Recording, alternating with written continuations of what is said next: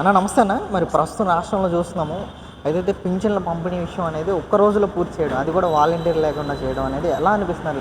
అంటే సీఎంఏ వెళ్ళి పింఛన్లు ఇవ్వడం కూడా ఎలా అనిపించింది? మీరు ఎలా రియాక్ట్ అవుతున్నారు? అసలు ఏం చెప్తారు? ఇప్పుడు ఈ కూటమి ప్రభుత్వం వచ్చిన తర్వాత పింఛన్లు ఎలా ఇస్తారు ఏంటి అని చెప్పి అనేక వాక్యాలు చేశారు.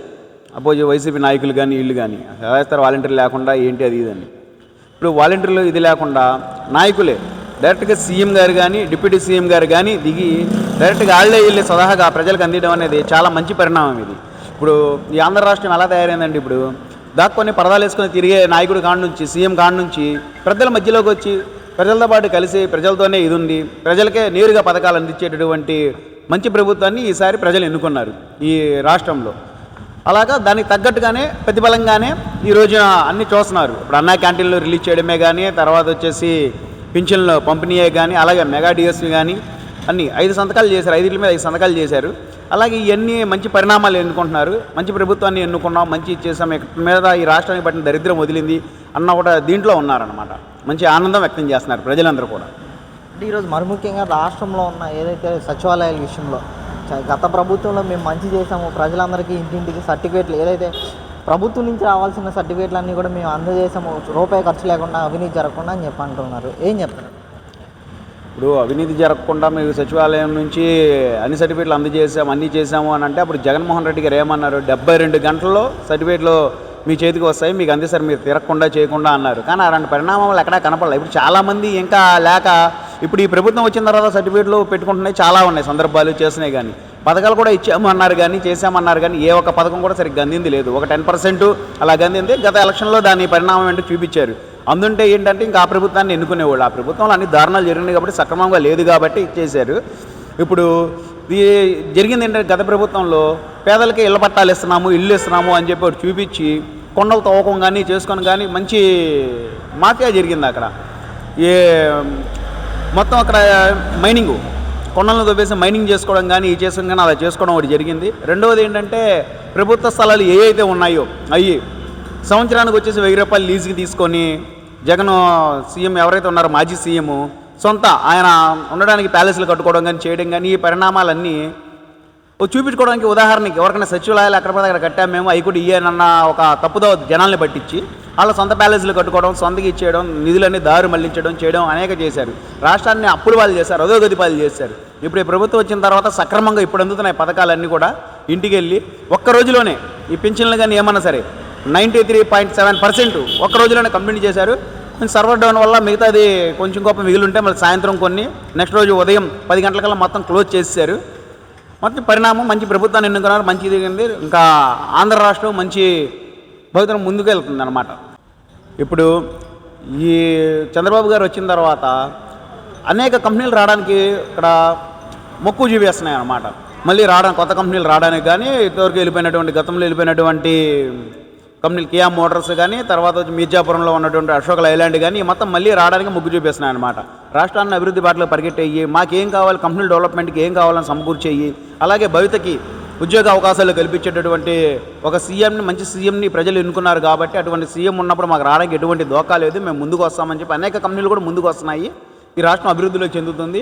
ఇప్పుడు తాత్కాలికం చేసిన అప్పులు కానీ ఈ కానీ తీర్చుకోవడం కోసం, అభివృద్ధికి ముందుకు తీసుకెళ్ళడం కోసం కొన్ని పెట్టుబడులు కావాలి కాబట్టి ఇప్పుడు కొన్ని అప్పులు చేయాల్సిన పరిస్థితి ఉన్నా సరే రానున్న రోజుల్లో మంచి అభివృద్ధిలోకి వెళ్తుంది ఈ రాష్ట్రం అని చెప్పేసి మాకు మంచి భరోసా ఉంది, మంచి ఇది ఉంది. ప్రతి ఒక్క యువతకు కూడా ఉద్యోగ అవకాశాలు కల్పిస్తారు బాబు గారు అని చెప్పేసి మాకు మంచి నమ్మకం ఉందన్నమాట ఈ ప్రభుత్వం మీద. అన్న మరి ప్రస్తుతం చూస్తున్న రాష్ట్రంలో మరోసారి ప్రత్యేక హోదా విషయం అనేది కూడా చర్చనీయాంశమైంది. ఈరోజు వైసీపీ వాళ్ళందరూ కూడా మేము ప్రత్యేక హోదా విషయంలో మా ఎంపీలందరూ కూడా పార్లమెంట్లో, రాజ్యసభలో కూడా అడుగుతున్నారు. మీరు 18 మంది ఎంపీలు ఉండి కూడా కూటమి తరపు నుంచి ఎందుకు ప్రశ్నించలేకపోతున్నారు? ప్రత్యేక హోదా కోసం మా 5 ఏళ్ళు కూడా జగన్మోహన్ రెడ్డి పోరాడాడు, ఢిల్లీ వెళ్ళి వచ్చాడని చెప్పేసి కూడా ఇలాంటి వ్యాఖ్యలు చేస్తున్నారు వైసీపీ వాళ్ళు. మరి వాళ్ళకి ఏం సమాధానం చెప్తారు? అసలు ఏంటి? ఇప్పుడు ప్రత్యేక హోదా గురించి మాట్లాడాలంటే 2014 నుంచి 2019 దాకా జగన్ అనేక వ్యాఖ్యలు చేశారు. నాకు 25 సీట్లు ఇస్తే నేను కేంద్ర ప్రభుత్వం మెడలు వంచి మరీ ప్రత్యేక హోదా తీసుకొస్తాను, చేస్తాను అని చెప్పి అనేక ప్రగల్భాలు పలికాడు. అది నిజం అనుకుని జనాలు నమ్మి 2019 ఎలక్షన్లో అత్యధికంగా 22 ఎంపీ సీట్లు ఇచ్చారు. ఇట్లా ఈయనకి పార్లమెంట్లో అప్పుడు అత్యధిక బలం ఉన్న వ్యక్తి జగన్మోహన్ రెడ్డి. అటువంటి వ్యక్తి కూడా ఈ 5 సంవత్సరాలు మెళ్ళొంచుతా అడుగుతా అంటే నిజంగా ప్రభుత్వం కేంద్ర ప్రభుత్వం మెళ్ళొంచుతారేమో అనుకున్నాం. తీరా వెళ్ళి ఇతను అక్కడికి వెళ్ళి ఈయన మెళ్ళ వాళ్ళ దగ్గరికి వచ్చి అయ్యా బాబు మా కేసులు ఇచ్చేయండి, మా అవినాష్ బాబు కానీ మాయి కానీ కేసులు ఇచ్చేయకుండా ఇచ్చేయండి అని చెప్పేసి దాన్ని అడుక్కోవడమే సరిపోయింది. అంత అత్యధిక బలం ఉన్నప్పుడు నువ్వు వదిలేసి అత్యధిక ఎంపీలు నీకు 22 మంది ఎంపీలు ఉన్నప్పుడు వదిలేసి అడగకుండా ఇప్పుడు వచ్చి 4 ఎంపీలు ఉన్నారు, మేము అడిగేస్తున్నాం, రోజు అడుగుతున్నాం, మేము గొంతు తిప్పుతున్నాం అంటే నమ్మడానికి అంత పిచ్చోళ్ళు ఏం కాదు. దేశ ప్రజలు కానీ రాష్ట్ర ప్రజలు కానీ అంత పిచ్చోళ్ళు ఏం లేరు. నీకు గతంలో 151 సీట్ ఇచ్చి నీకు 22 మంది ఎంపీలు ఇచ్చినప్పుడు నువ్వేమి మాట్లాడలేకపోయావు. ప్రత్యేక హోదా కాదు కదా, దాన్ని ఊసు కూడా ఎత్తలేకపోయావు. సాక్షాత్తు నువ్వే నీ నోటితో చెప్పావు, మేము అడగలేము, తీసుకురాలేము, తెచ్చే ధర్మం మాకు లేదు అని చెప్పేసి. అంటే అడిగితే నీ కేసులు ఎక్కడ బయటపడతాయి ఏంటి చేశాయని చెప్పి చేశారు.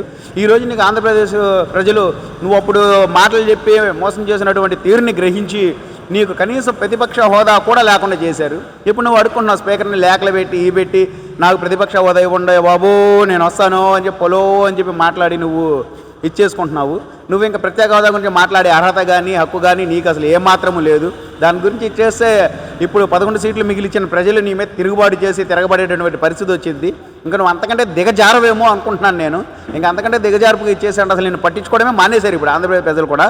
జగనన్న పేరు కూడా ఎక్కడో చోట జగను అన్న పేరు, అది నీ కార్యకర్తలు నీ కరుడు కట్టినటువంటి నీ మోసాలకి పాల్పడినట్టు దాంట్లో మోసంలో భాగస్వాములైనటువంటి నీ కార్యకర్తలు నాయకులు తప్పనిస్తే ఇంకెవరు కూడా నీ పేరు అసలు ఎత్తడానికి ఇదిగా లేరు. అసలు ఎత్తట్లా, నీ పేరే మర్చిపోయారు జనాలు. ఎప్పుడో ఈ జరిగిన ఒక నెల రోజుల లోపు, ఎలక్షన్ జరిగిన నెల రోజుల లోపే నేను మర్చిపోయారు. నువ్వు అసెంబ్లీలోకి వచ్చినా ఒకటే రాబోయినా ఒకటే అన్నట్టుగా ప్రజలు ఉన్నారు. ఇంకా ప్రజలే అంటున్నారు బాబు గారు దయచేసి ఏమన్నా ఇచ్చేస్తారేమో, వాళ్ళకి అవకాశం ఇస్తారేమో ప్రత్యేక హోదా ఇవ్వడానికి, ఇవ్వమాకండి అని చెప్పి లేఖలు రాస్తున్నారు సామాన్య ప్రజలే.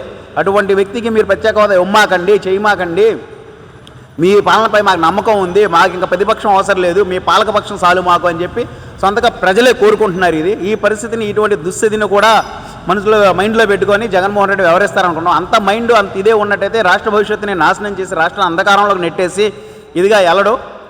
అంతమంది ఎంపీలు ఉన్నప్పుడే మాట్లాడలేని నేతన, రాజ్యసభ సభ్యులు ఉన్నప్పుడే మాట్లాడలేని ఇతన రాజ్యసభ సభ్యులతో ఏం చేశాడు అంటే అనేక కమ్యూనిటీలకి వ్యతిరేక బిల్లులకి ఈయన సంఘీభావం తెలపడం తప్పనిచ్చి ఏ రోజు ప్రత్యేక హోదా గురించి మాట్లాడింది లేదు, చేసింది లేదు. ఈ రోజు వచ్చి నువ్వు ఏ సలుబులు కబుర్లు చెప్తే ఎవరు నీకు నమ్మడానికి సిద్ధంగా ఎవరు లేరులే. కానీ జగన్ ఇంకా నువ్వు ఆపేసి నీ కబుర్లు ఆపేసి నీ కాలక్షేపం ఏదైతే ఉందో నువ్వు చూసుకో, ఇంకా చాలు. ఇంకా నువ్వు చేయాల్సింది ఏం లేదు. ఏమన్నా చేసే ఇది అని నీకు ఉంటే నువ్వు నిరూపించుకోవాలి. నువ్వు ఒక మంచి పాలకుడు అని నిరూపించుకోవాలనుకుంటే నువ్వు గెలిచినటువంటి నియోజకవర్గంలో ఒక శాసనసభ్యుడిగా నువ్వు వాళ్ళకి ఏమైనా మంచి చేసి నీ ప్రతిభను నువ్వు నిరూపించుకోవడానికి ప్రయత్నించు. అంతకుమించి నీకు వేరే అవకాశం లేదు, వేరే ఇది లేదు నీకు.